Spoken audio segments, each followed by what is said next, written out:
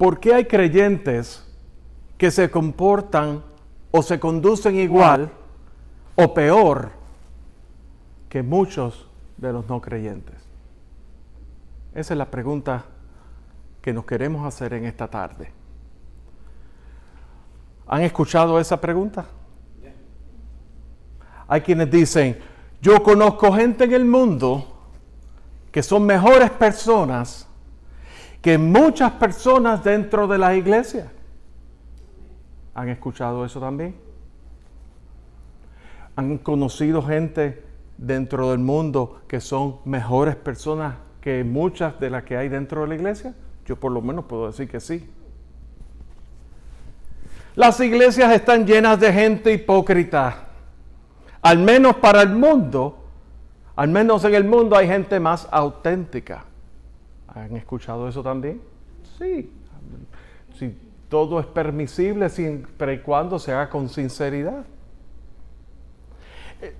El tema es este, que nos llegan esas preguntas y lo primero que viene es que nos ponemos el vestido y el escudo para defendernos porque nos sentimos ofendidos porque nos digan eso.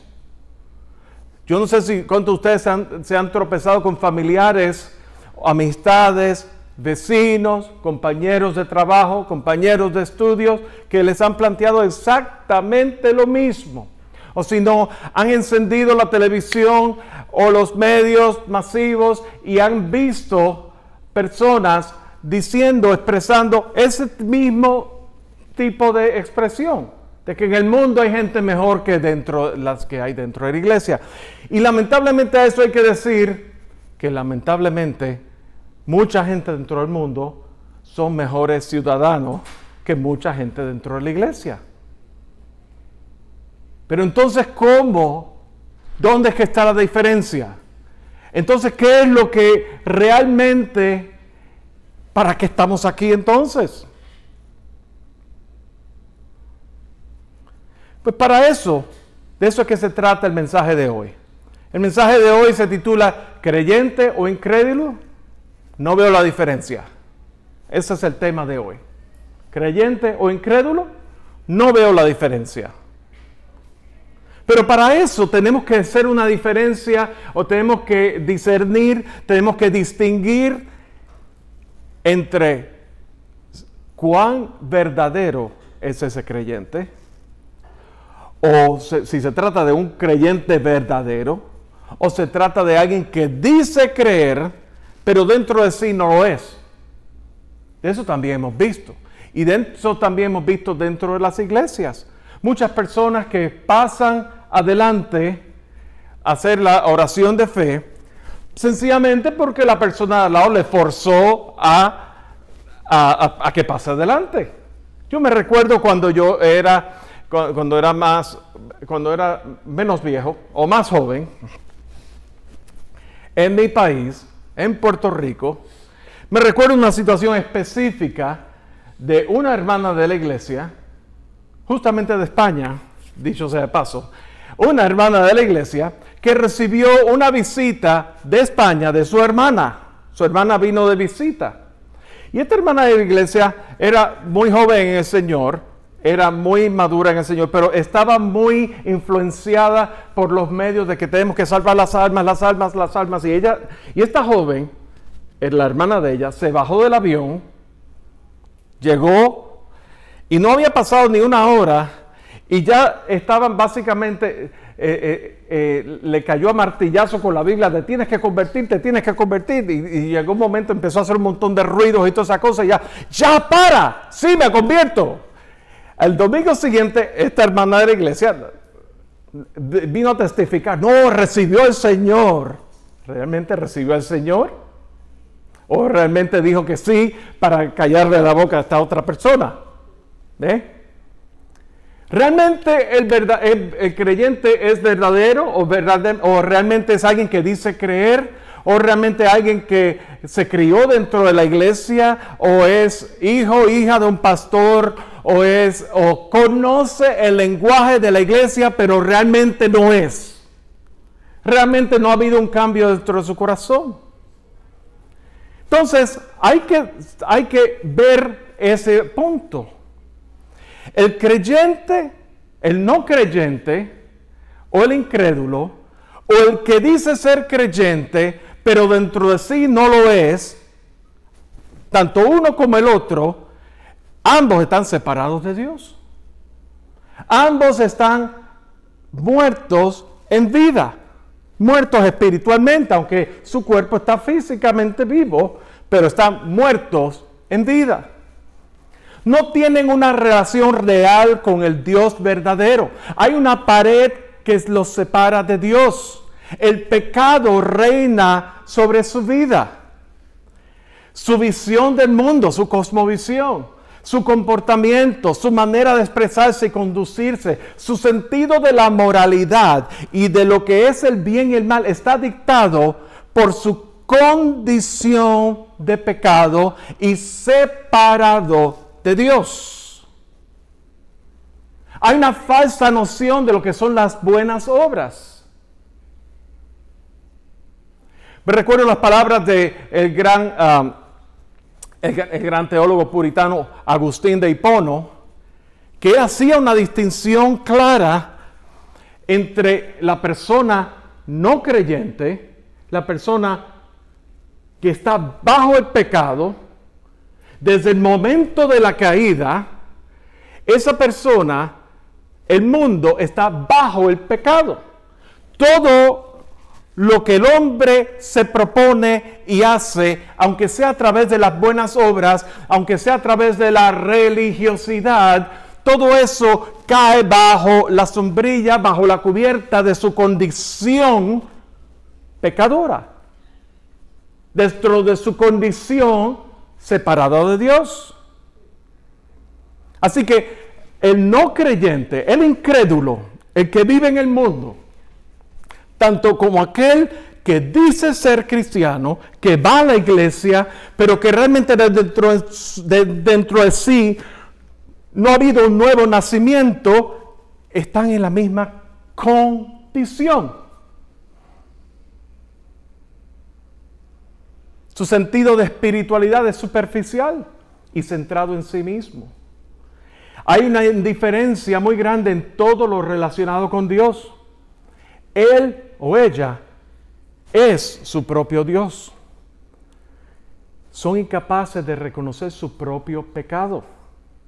Y por lo tanto, viven en pecado por condición, separados de Dios. Y eso es una realidad que todos nosotros, si realmente hemos recibido a Cristo Jesús como Señor y Salvador, hemos tenido que confrontar en nuestras vidas. Hemos tenido que confrontar la situación, la realidad del pecado en nuestra vida. Que el pecado nos separa. Y eso solamente ocurre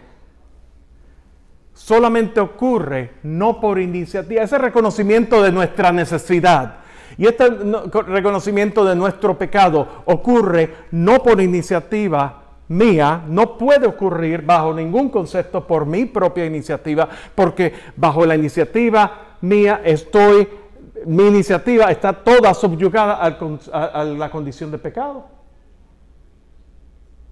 De manera que tiene que haber una intervención de Dios en nuestras vidas. De manera que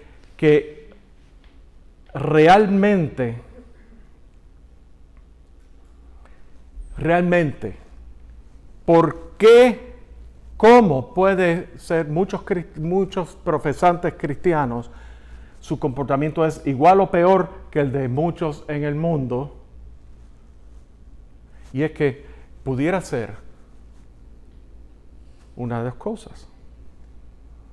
Pudiera ser que esa persona dice ser cristiana, pero no lo es, y ya hemos elaborado sobre eso. O esa persona que es verdaderamente cristiana está pasando por un proceso en su vida. El proceso inicial ocurre de nuestra redención porque Dios tomó la iniciativa en esa vida. Mi capacidad de decir, sí Señor, ven a mi vida, no viene de mí. si el Espíritu Santo aviva la palabra, la fe viene por el oír y el oír por la palabra. Cuando escuchamos la palabra, el Espíritu Santo vivifica esa palabra y la hace vida en nosotros y causa en nosotros, impregna en nosotros un sentido de urgencia que necesitamos arrepentirnos. Romanos 2:4 dice que la benignidad de Dios conlleva al arrepentimiento. Aún nuestra capacidad de arrepentirnos ocurre por causa de la benignidad, de la misericordia de Dios sobre nuestras vidas. Pero esa revelación y ese entendimiento ocurre por causa del Espíritu Santo. Así que ese cristiano, ese creyente que verdaderamente ha creído, que verdaderamente ha nacido de nuevo, es beneficiario de la obra redentora de Dios en Cristo Jesús. Es uno con Dios.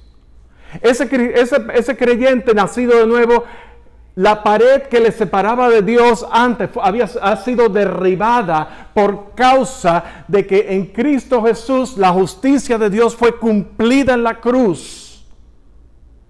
Y Él cargó sobre sí todo el peso del pecado de la humanidad.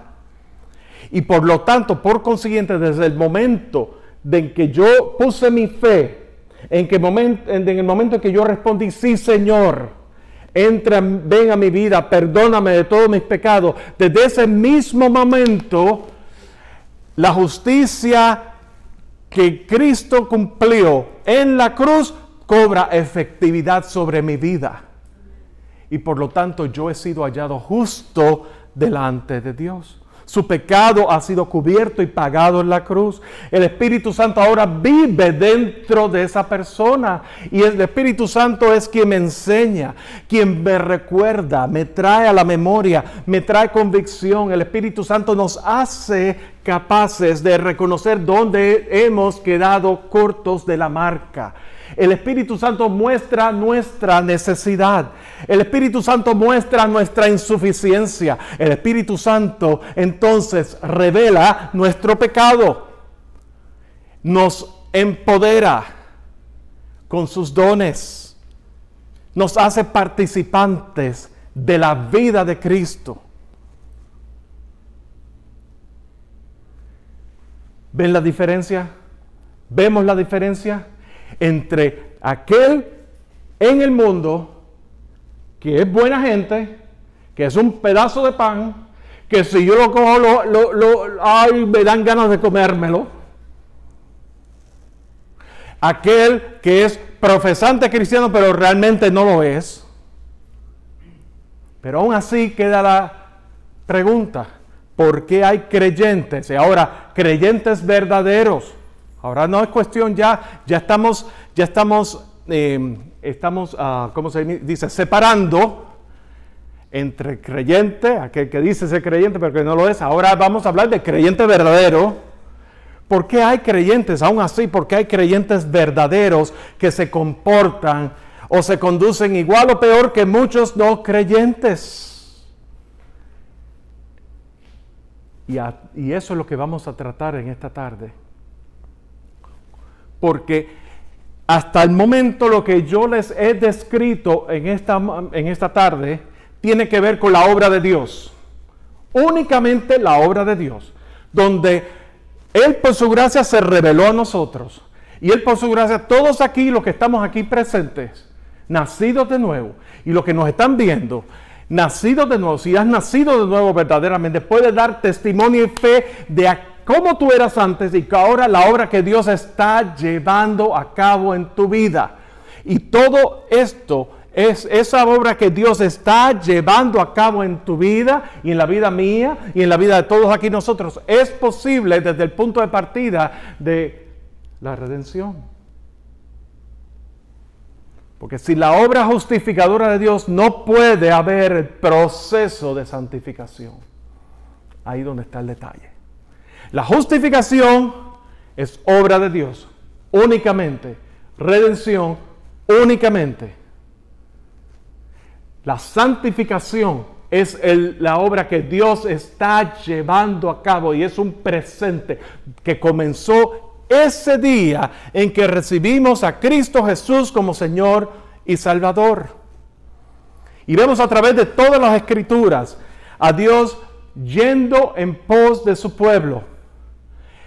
En Éxodo 19:6 nos habla Dios mismo declarando, y vosotros, hablando a Israel, y vosotros me seréis un reino de sacerdotes y gente santa.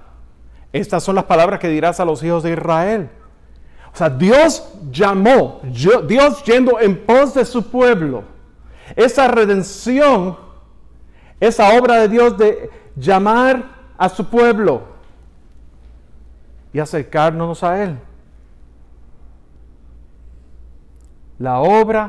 Sin la obra redentora de Dios, sin la intervención de Dios en nuestras vidas, no puede haber una transformación verdadera. Dios tiene que comenzar esa obra, intervenir, revelarse en nosotros y traernos, reconciliarnos con Él, derribar esa pared que nos separaba. Entonces ya vemos la primera diferencia entre el no creyente o aquel que dice ser creyente pero que no lo es, y el verdadero creyente. La diferencia es que el no creyente y el que dice ser que no es, está separado de Dios. Hay una pared que lo separa de Dios. Y por más buenas obras, por más club de los Rotarios y las buenas obras caritativas de la comunidad que se quieran envolver, o el Club de Leones, o los Kiwanis, o envuelto en la iglesia, o haciendo las cosas de la iglesia, o hablando el lenguaje de la iglesia, si realmente no ha habido un nuevo nacimiento, esa persona está separada completamente de Dios. Por lo tanto, esa persona está bajo el manto del pecado, aunque las cosas que haga son buenas. Eso tenemos que tenerlo bien claro. ¿Cómo es posible que esta persona no vaya a ir al cielo cuando fallezca si esa persona ha sido buena? Le ha dado comida a los pobres, ha participado en la comunidad, porque no ha sido reconciliada con Dios. Punto. En Cristo Jesús. Y el creyente verdadero, el nacido de nuevo verdadero, la pared ha sido derribada. Por lo tanto, esa separación que había antes con Dios ya no existe. Ya es uno con Dios. Y desde ese momento comienza un proceso de transformación. La obra santificadora de Dios, Él la ejecutó una sola vez en la cruz del Calvario, pero esa obra santificadora cobra efectividad en nuestra vida en ese proceso, en nuestro andar en el Señor. Y para eso quiero que me acompañen. Jeremías capítulo 13, versículos del 1 al 11. Por favor. Y vamos a ver, decía que a través de las Escrituras, Dios yendo en pos de su pueblo, Dios realmente tratando con su pueblo, con esa nación santa, con ese reino de sacerdotes y gente santa. Pero estamos en una situación aquí que Israel se había apartado de Dios. Israel se había ido en pos de otros dioses. Y todo el libro de Jeremías vemos esa relación entre Jeremías y Dios. Jeremías clamando y llorando delante de Dios por misericordia. Y Dios revelándole las consecuencias de esa separación. Y en Jeremías capítulo 13 vemos aquí, a través de todo el capítulo 13 vemos 5 episodios de 5 ilustraciones en la cual Dios le ordena a Jeremías. Hoy vamos a tratar con una nada más. Y dice así la Escritura: así me dijo Jehová, ve y cómprate un cinto de lino y cíñelo sobre tus lomos y no lo metas en agua. Y compré el cinto conforme a la palabra de Jehová y lo puse sobre mis lomos. Vino a mí segunda vez palabra de Jehová diciendo: toma el cinto que compraste, que está sobre tus lomos, y levántate y vete al Éufrates y escóndelo allá en la hendidura de una peña. Fui pues y lo escondí junto al Éufrates como Jehová me mandó. Y sucedió que después de muchos días me dijo Jehová, levántate y vete al Éufrates y toma de allí el cinto que te mandé esconder allá. Entonces fui al Éufrates y cavé y tomé el cinto del lugar donde lo había escondido, y aquí que el cinto se había podrido, para ninguna cosa era bueno. Y vino a mí palabra de Jehová diciendo, así ha dicho Jehová, así haré podrir la soberbia de Judá y la mucha soberbia de Israel, de Jerusalén. Este pueblo malo que no quiere oír mis palabras, que anda en las imaginaciones de su corazón y que va en pos de dioses ajenos para servirles y para postrarse ante ellos, vendrá a ser como este cinto, que para ninguna cosa es bueno. Porque como el cinto se junta a los lomos del hombre, así hice juntar a mí toda la casa de Israel y toda la casa de Judá, dice Jehová, para que me fuesen por pueblo y por fama, por alabanza y por honra. Pero ellos no escucharon. Vamos a considerar hacer algunas observaciones de este pasaje. Hablamos acerca del cinturón de lino. Le dijo, ¿verdad? Primeramente le dijo, cómprate un cinturón de lino. Y el lino es el material utilizado en las vestiduras sacerdotales. ¿Verdad? Eso es lo primero que le está diciendo. O sea, que tiene que ver con pureza, tiene que ver con excelencia, tiene que ver con sin ninguna mácula, tiene que ver con realmente limpieza. Lo segundo que le dice es que vaya al Éufrates. Y lo que vamos a considerar aquí es, porque muchas veces en los libros de historias vemos que en Mesopotamia, en la antigua Mesopotamia, estaban dos grandes ríos, estaba el Tigris y estaba el Éufrates, pero vamos a poner las cosas en perspectiva aquí. Estamos hablando aquí alrededor de los años 590 y pico, 600 antes de Cristo, y estamos hablando aquí de un tiempo donde no existía la modernidad que existe hoy día. El Éufrates hoy día está en lo que se conoce como el territorio de Irak. Pero en aquel entonces el Éufrates estaba en lo que se conoce como el territorio de Babilonia. Y Jeremías estaba en Jerusalén. Y si tiras una línea recta entre Jerusalén y el Éufrates, en aquel entonces no estaban las carreteras que hoy día. Yo me metí en Google Maps y dice que manejando son como unas 15 horas, entre 15 y 19 horas entre Jerusalén y el Éufrates, unas 800 millas cuando te metes por carretera.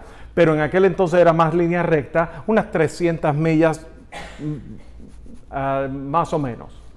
Cuando estamos hablando de unas 300 millas, estamos hablando, para que tenga una idea, es como decir, estamos en la ciudad de Charlotte, vete a pie a la ciudad de Jacksonville, en la Florida.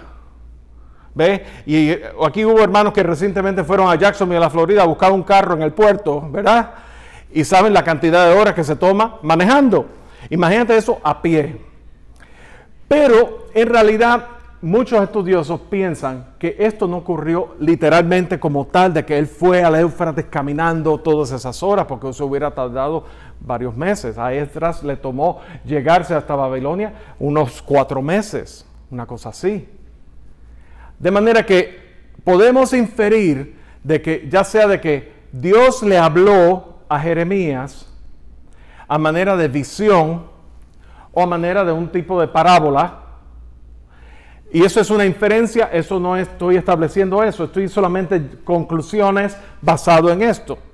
Porque te está diciendo, tú vas a viajar 300 millas a pie para dejar un cinto de lino en la hendidura de la peña, luego regresar y luego a poco tiempo volver otra vez para ver cómo está ese cinto de lino. No sé. Pero eso no es importante, aunque quiero traer claridad, ¿verdad? Lo que sí importa es que la vestidura de lino va prendada al cuerpo y Dios tenía la intención de la misma manera como la cintura, la vestidura de lino prendada al cuerpo, de la misma manera, ese reino sacerdotal vestido de lino fino, Dios quería adherirse al pueblo de Israel, al pueblo, a Judá, porque ese era su pueblo escogido. Pero el pueblo de Judá, en lugar de adherirse a Dios, se adhirió a los Baales.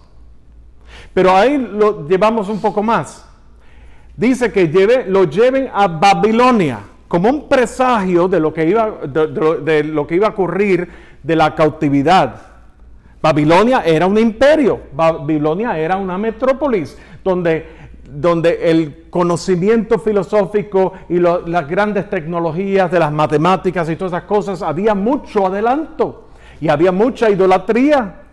Y yo no sé ustedes, trayéndolo acá a nosotros hemos sido separados para Dios, pero hay cosas del mundo que nos llaman la atención. Hay cosas del mundo que realmente nos atraen. Hay cosas del mundo que realmente pues, ¿verdad? Queremos como que estar con un pie aquí, uno allá. ¿Verdad que sí? Y eso pasa. Y el pueblo de Israel fue atraído por el pueblo de Judá fue atraído por ese tipo de tentaciones.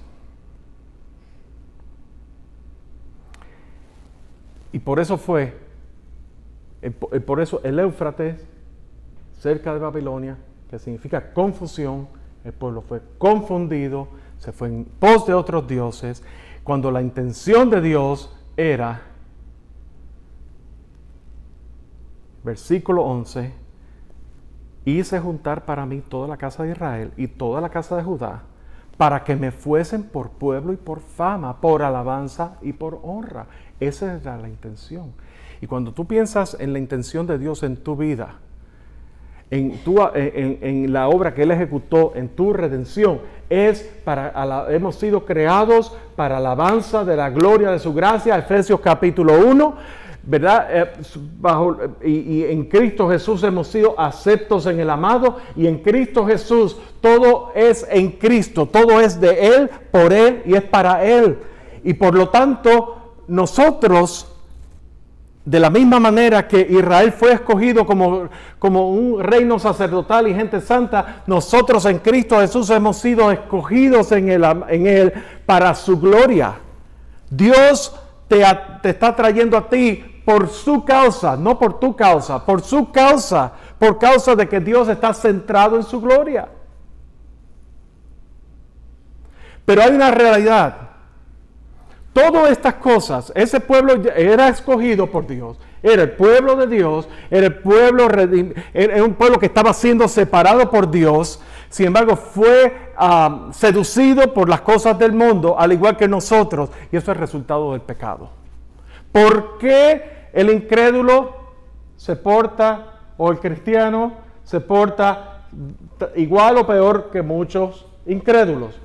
Porque el cristiano verdadero está sujeto, aun siendo lavado y limpiado por la sangre de Cristo Jesús, está sujeto a tentaciones, está sujeto a las seducciones del mundo, está sujeto a todas las cosas, todas las distracciones que este mundo tiene que ofrecer.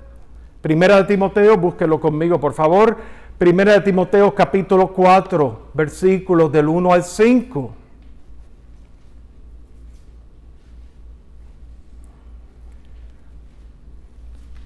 Nos dice, pero el apóstol Pablo advirtiéndole a Timoteo, que era como decir el asistente de Pablo, que era joven también, que en otra parte Pablo le dice a Timoteo, ninguno tenga en poco tu juventud, ¿verdad? En otra parte dice que huye de las pasiones juveniles. Ese Timoteo de quien Pablo hablaba y daba testimonios acerca de su abuela y de su madre y su abuela, que desde niño fue separado. Pablo le está advirtiendo a Timoteo que el Espíritu dice claramente que en los postreros tiempos algunos apostatarán de la fe. escuchando a espíritus engañadores y a doctrinas de demonios, por la hipocresía de mentirosos que, teniendo cauterizada la conciencia, prohibirán casarse y mandarán abstenerse de alimentos que Dios creó, para que con acción de gracias participasen de ellos los creyentes y los que han conocido la verdad. Porque todo lo que Dios creó es bueno y nada es de desecharse si se toma con acción de gracia, porque por la palabra de Dios y por la oración es santificado. Esto es el resultado del pecado. Pablo está básicamente diciendo que en los postreros tiempos muchos van a ser seducidos por doctrina, muchos van a ser seducidos por engaños, muchos van a ser seducidos hacia el mundo, y está hablando específicamente, ¿verdad? Muchos dentro de los que son, muchos de los creyentes. Y habla acerca de cauterizada la conciencia. Cuando a ti te cauterizan, por ejemplo, cuando a ti te hacen un root canal, a ti te están cauterizando en el nervio para que no sientas. La conciencia es esa insensibilidad hacia la voz de Dios, ese pecado sin confesar, ese endurecimiento que empezamos a buscar justificaciones al pecado. La vanidad y los afanes de la vida nos atraen. Las distracciones del mundo nos atraen. Tenemos resabios y estamos participando con resabios de nuestra vida antes de la conversión. Y Dios tiene que estar constantemente llamándonos y constantemente atrayéndonos, y su Espíritu Santo constantemente recordándonos la palabra, porque todos nosotros somos propensos a eso. Resabios antes de nuestra conversión. ¿Quieren saber unos cuantos resabios? Sí, ¿cómo que no? Cuando nosotros empezamos a hacer insinuaciones racistas, por ejemplo. ¿Cuántos cristianos racistas existen en este mundo? Muchísimos. Cuando nosotros, entre los latinos, entre los hispanos, echándose para abajo a gente de otras nacionalidades, haciendo chistes, menospreciando a gente de otras nacionalidades. Esas son cosas que antes las hacíamos, pero ahora en Cristo Jesús somos uno, cristianos y no cristianos. Nuestra manera de hablar, cuando estamos en el culto y de repente fuera del culto nos expresamos de una manera que no difiere, no hay ninguna diferencia en la manera del mundo. Nuestra prepotencia, nuestro orgullo, nuestro sentido de autosuficiencia, nuestro yo soy manda más aquí.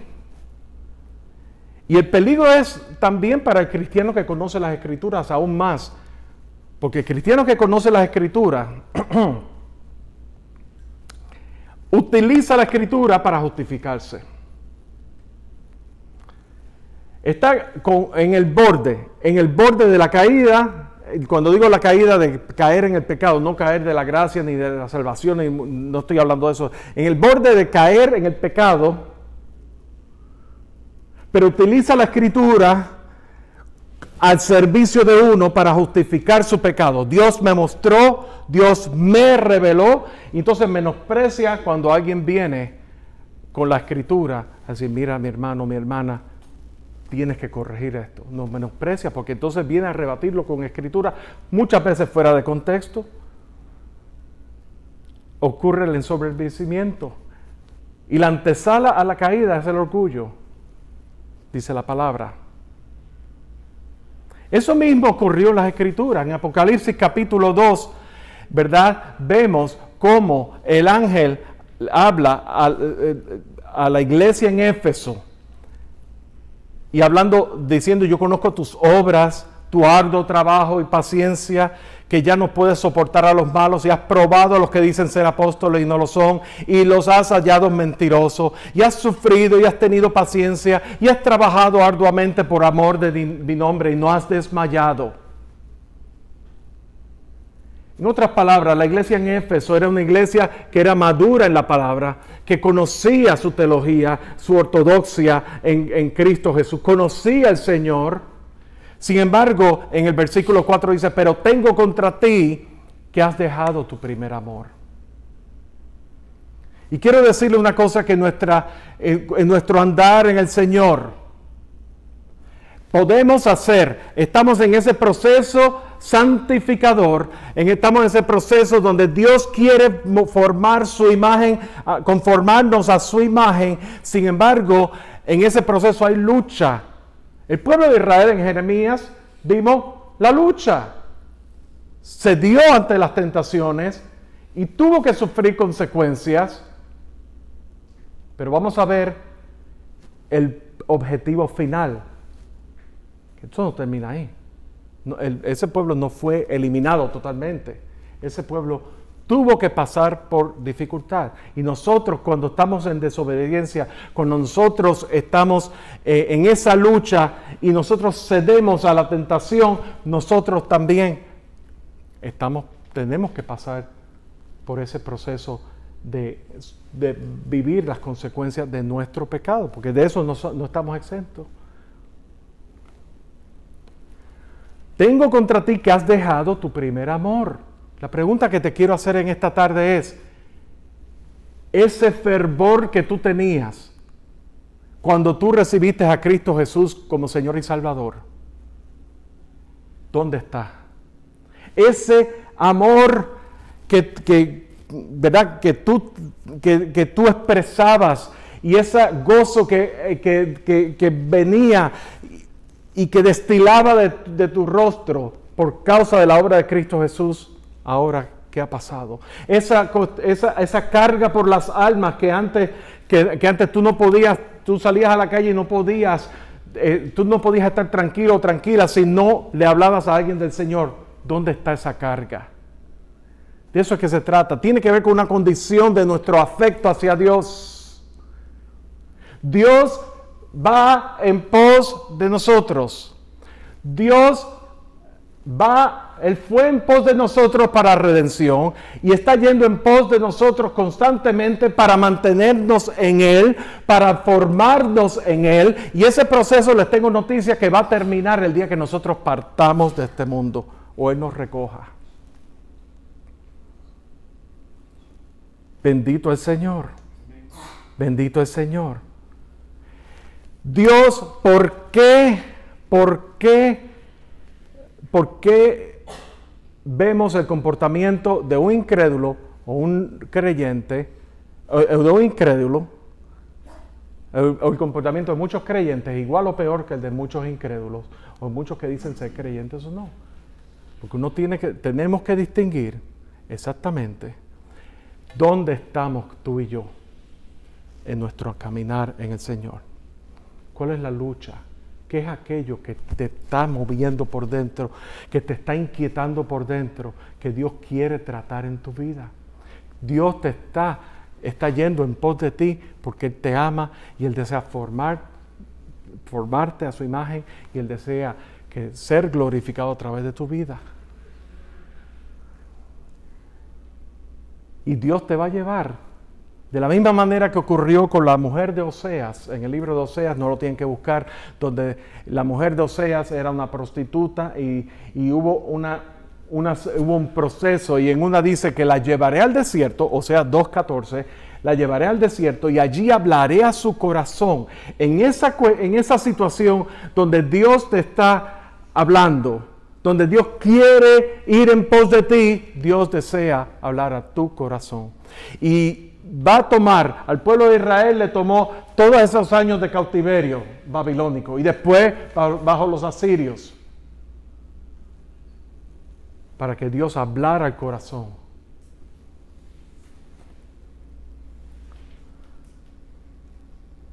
Y de eso es que se trata. Si vamos un momentito, por favor, a Jeremías, capítulo 24.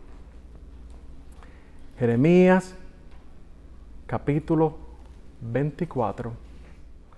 Y yo le voy a pedir al hermano Julio que por favor lo lea, los versículos 6 y 7.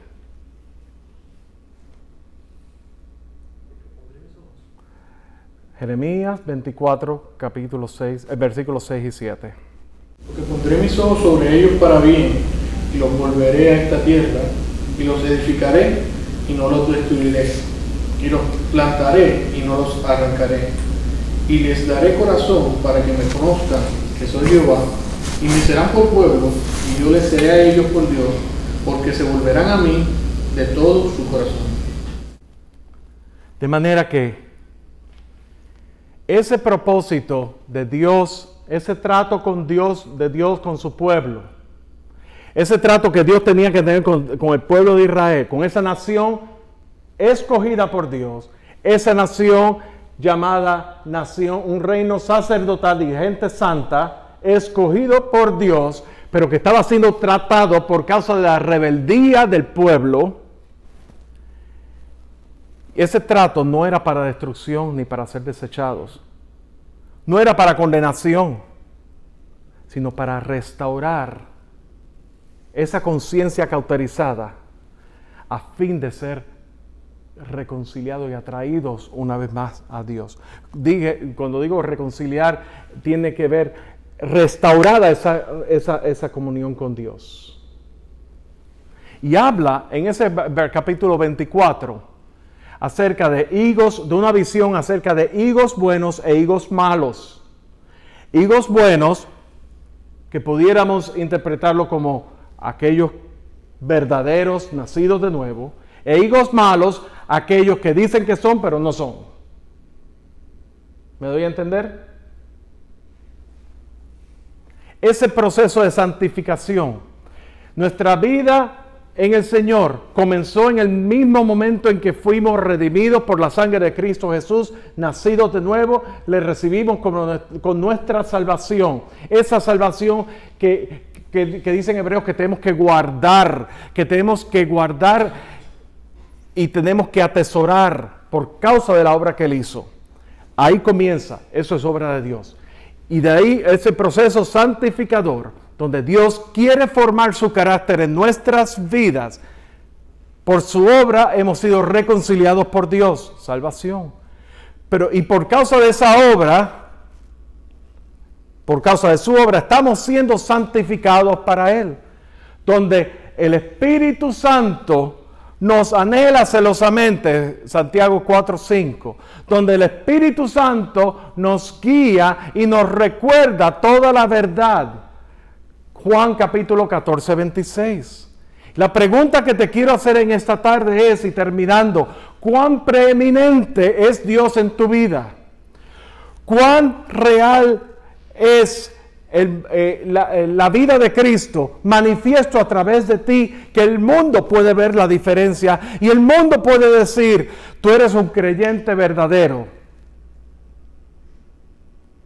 O, por otro lado, el mundo, hay dudas en tu carácter, en todo lo que tiene que ver en tu carácter, que el creyente o incrédulo, no veo la diferencia.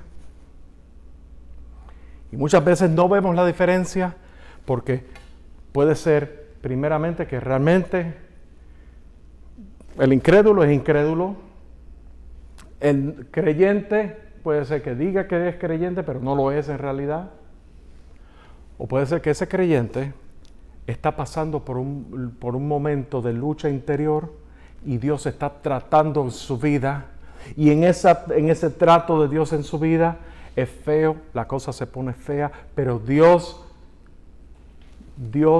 va en pos de los que son suyos, de sus hijos, de ti y de mí. ¿Y qué es lo que nosotros como iglesia tenemos que hacer?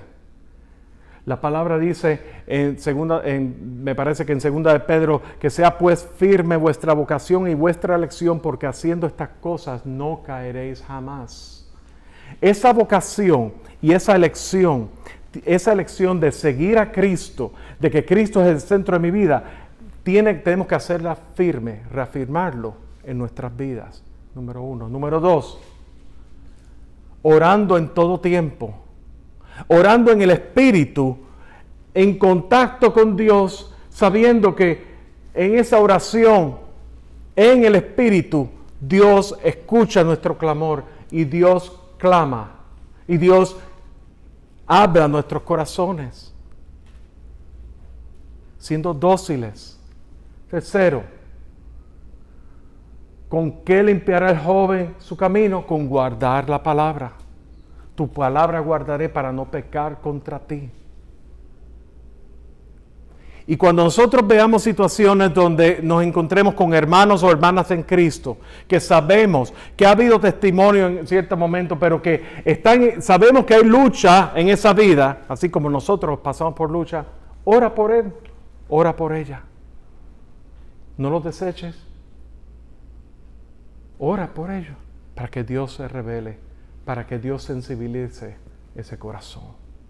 Y de esa manera, entonces vamos a ver la verdadera diferencia que el Evangelio hace en nuestras vidas.